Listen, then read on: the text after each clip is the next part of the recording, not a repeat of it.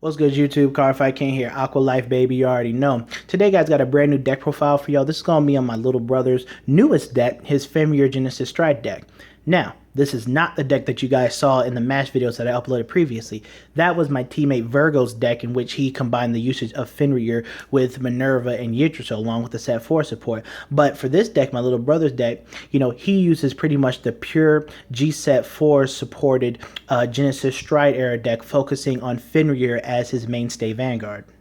Now, personally, guys, I am not the biggest fan of Genesis at all. Never been. You can ask anybody in the area how I feel about it. I'm just not the biggest fan. But my little brother wanted to play this deck. It was something new, something fresh for him to play, something that wasn't Brawler. So, we went ahead and built the deck. And, I was play testing it a bit, so I can get a feel for the deck, so I can learn what it does just in case I do have to go up against it, which I do. And I can honestly say it's a pretty fun deck. This deck to me is one of the best undervalued decks of the format, being that, about $60 to $75 straight cash can probably pick up this entire deck. I mean, last I checked, their main Stride Vanguard is about $8 to $10 a piece. But this deck has a lot of outs to field destruction, as also combines the usage of aspects of other clans like Pale Moon's Great Nature and Oracle Think Tanks, as well as the ability to reset the deck, which I will get to in the deck profile. But before I get to deck profile, I wanted to let you guys know, and I'm going to expand on this in another video, but when you play these soul charging type decks like Genesis, Dark Irregular, always know that you are assuming the risk of soul charging your perfect guards, your trigger units, things that you don't want to lose off the top of your deck that you want to drive check, because obviously you need to soul charge in order to use your skills, but just know that you are assuming the risk of soul charging units at key points in the game. Like you're at 5 damage, your opponent's at 3, and you soul charge 2 heal triggers. Well, that's going to happen to you. It's happened to me a few times. Playtesting happened to my brother a few times. You just got to assume that risk and formulate a game plan for if that happens to the best of your ability. But without further ado, let's get into the deck. All right, guys. So our starter is Fetter of Leather Lading. So what this card does is that when you GB1, you put it into your soul, and it gives your Vanguard the ability that when you soul blast cards, you choose one of the cards that you soul blasted from your drop zone and call it to a rearguard circle for free. It's pretty good, but you cannot call a copy of Fetter of Leather Lading. So you cannot put him into the soul blast him, and then call him back out to the field with his own ability. You can use the ability of Fenrir, but not him, and we'll get to Fenrir later in the video. But he's definitely good. This is that aspect of Pale Moon that I was talking about, building your field essentially from the soul. Obviously, we got to run 4 heal triggers. We run 4 stand triggers. Now, this stand trigger is what I talked about when I talked about resetting your deck. I believe this is one of the most degenerate stand triggers in the game. But so what this card's ability is at GB1, when this unit is on the field, at the end of your turn, you put this unit on top of your deck. You take your entire, yes, I'm saying this, your entire drop zone. You put it back into your deck. You shuffle your deck, and if you had sent 10 or more cards, you get to draw a card. So this card definitely is one of the cards I believe that soul charging decks need in order to add some longevity to them. He pretty much saves the day when you're about to run out. And this deck soul charges, and in addition to drive checking, the amount of soul charging and things you do is at such a rapid pace that you need to have cards like this that help reset your deck so that you can and you soul blast a lot too, so that you can continue the game again, add some more longevity. And there are some combo plays you can do with this card, especially when this card is soul charged. This is one of the cards that you definitely want in your soul. But I'll get to more ways you can use him later on the video. And then obviously we're running 8 crit, 4 Kurihime. Kukurihime, I think I'm saying her name right. She's the Marco clone, pushing soul, get +3, good for when you need some emergency soul, as well as some different combo plays. And 4 Buffalo. All right, grade 2 or 1. All right, guys. So for grade 1, running 4 perfect guards. Now, the only reason why we're running, 2 G and 2 non-G is because these are the only ones that we have currently. But this deck is definitely not counterblast heavy at all. and it also has a way to help you manage your counterblast. So again, managing counterblast is easy in this deck, and this deck also has a way of getting you some nice unflips. So definitely, I would recommend playing these old school perfect guards, especially if you go to bigger tournaments where you're gonna go up against, decks, like Dimension Police, always involving Laurel and the Cross. These cards would definitely save you in that matchup, per my experience from the last Dynasty Cup. But the G Perfect Guards work out as well. Again, if you're one of the players who has a more counterblast heavy version, you're aggressively using your counterblast, these will definitely help you on flip. But for us, we found ourselves not aggressively using our counterblast as much, but still able to build a really nice solid field, as well as we have a small unflip engine. So we're going to get to that soon. But definitely I would run the old school perfect guards over the new school ones, but you can choose either or. 4 copies of Stride now, because this is a Stride deck and we need to be able to Stride. 4 copies of Mythic Beast Hati. This is one of my favorite rear guards boosters in the deck, really. So what this card is for each card that you Soul Blast, this unit gains plus 1,000 power. And this deck, you will Soul Blast either in 3 or 6. So he will be a 10 or a 13. When you do your Soul Blast plays on your turn. But this guy is very good. He makes your Fenrir column 21 when you use his GB2 ability.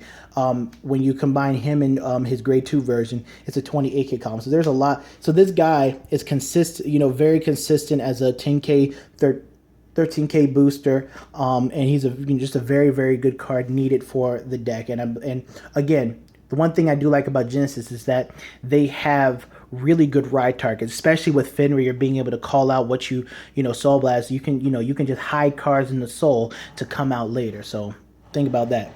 And then 2 copies of Claimer Harry. Claimer Harry is one of the godsends to me for Genesis. So what his ability is simple. At once per turn at Generation Break 1, when you Soul Blast a card, you choose one of the cards you Soul Blasted, put it at the bottom of your deck, and unflip a damage. Simple. That's it. Yes, he's 6k, but it's still a very nice technical skill. There was a situation in which he did save me where I had 3 cards left in deck. I was on Doom Brace, and what happened was I used Doom Brace's ability, then used his ability to put a card back, unflip a damage. So now I have 4 cards in deck, and I also had the stand trigger out on the field as well. So I was able to get my triple drive off. I had 1 card left in deck, end of my turn, take my entire drop zone with the stand trigger, put it back in, and draw a card.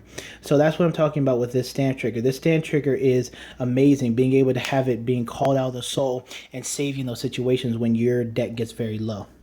All right, on to grade 2. Alright guys, so for grade 2 we're running 4 copies of Jormungand, Mythic Snake Jormungand. So this is literally the grade 2 version of Mythic Beast Hati. So when you for each card a Soul Blast, it gets 1,000.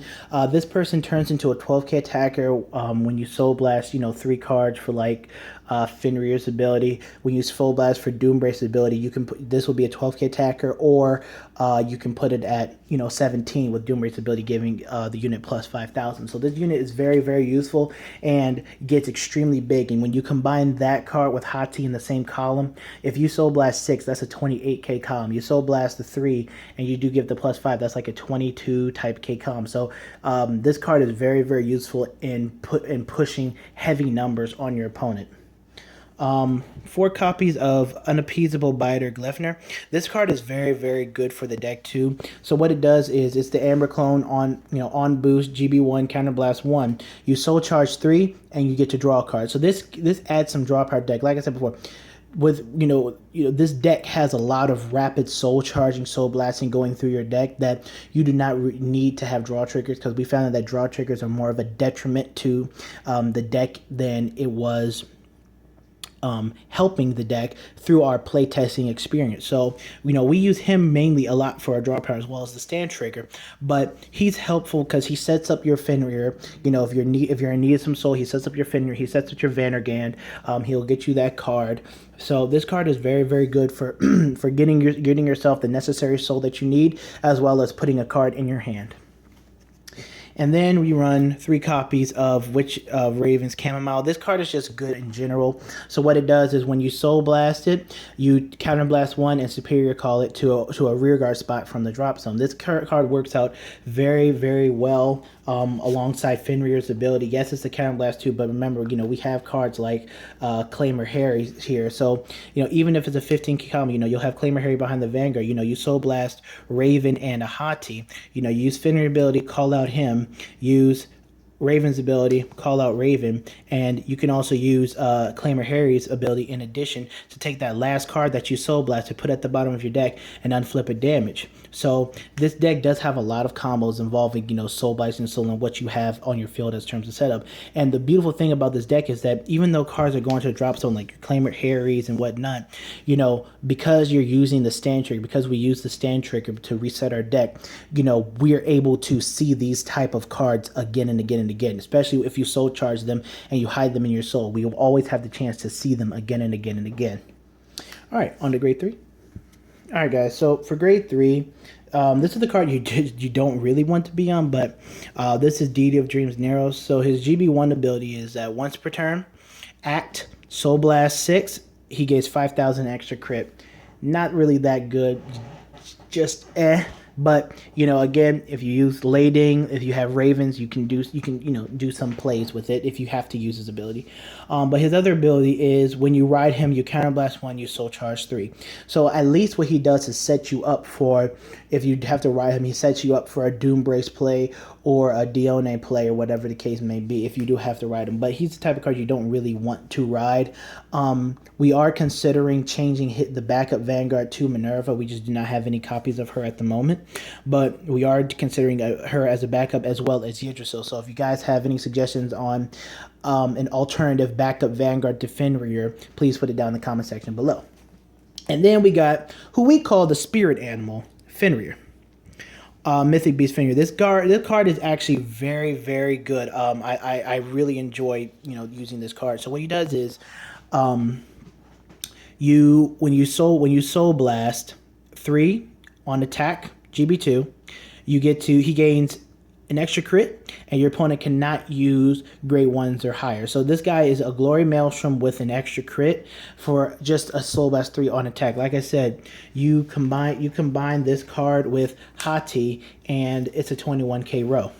Now, his other ability is when you ride him, when you stride on him, it is mandatory. You have to. No if, ands, or but, no two ways around it. You have to soul charge 3. There are, I saw some games on YouTube and whatever where a player would stride on him. They were not paying attention to their deck. They soul charge 3 and it's like, dang, I can't twin drive, I can't triple drive, whatever the case may be. I just soul charged myself out of the game. That's not what you want to do. So when you're playing with this deck, yes, you're soul charging at a rapid rate, Glyphner and this card and whatnot, but be mindful of how many cards in your deck. When you see your deck getting low, start counting, seeing if you can afford to stride or if you have to use this GB2 ability. Make sure that you have that stand trigger ready to go to reset your deck because it is a mandatory soul charge. But when you do soul charge to 3, you get the once per turn ability that when you soul blast a card, you counterblast 1 and choose one of the cards that you soul blasted and you call it to rear circle. So again, he's one of those Pale Moon type cards that builds a field essentially from your soul, even though you're grabbing it from your drop zone. All right, on to Stride deck. All right, guys, so for the Stride deck, we run 1 copy of Goddess of the Firmament, Dione. We personally don't like her. We were playtesting. We only have 3 copies of Doom Brace at the moment. We should be getting one soon. But we do not really like this card a lot.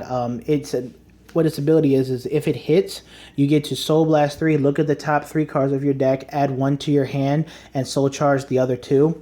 But we found out we only ran this card for the fact that sometimes you have one of those games where you just have a bunch of triggers in your hand or perfect guards. You just don't have units that you want to safely call out to the field, even though you can use Fenrir's ability. And we'll get to that in a minute, but she's just there just in case you're having one of those games where it's like, dang, I can only stride, soul charge, and swing, and hope she hits to get a +1. But we're gonna take her out for we're gonna take her out for an additional copy of Doom Brace because we found ourselves not in that situation a majority of the time. But we have 3 copies of Doombrace, which again will turn to 4. Now, Doombrace, this card is amazing, guys. So what it is he's an act ability. Act once per turn, you Soul Blast 3, choose 2 units on your field, and they gain 5,000 power. And then if you have 2 units or less in your soul charge. Soul charge 3. So he resets.